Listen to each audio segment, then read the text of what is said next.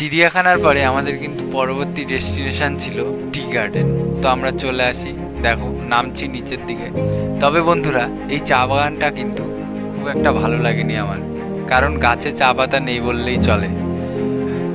আর কি, নিচের দিকে নেমে যাই। তবে সৌন্দর্যটা কিন্তু বেশ দারুণ ছিল। দেখো মেঘলা আকাশ, আবার রোদও ছিল, যে জায়গাটায় মেঘ পড়েছে সেই জায়গাটা ছায়া।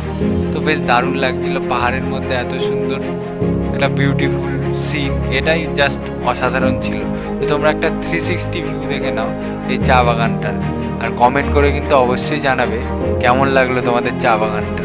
তো যাই হোক, আরেকটু নিচে নেমে গেলাম। কিছুটা টাইম কাটিয়ে আমরা আমাদের পরবর্তী ডেস্টিনেশনে যাওয়ার জন্য কিন্তু রেডি হলাম। তো তোমরা আরেকটু দেখে নাও।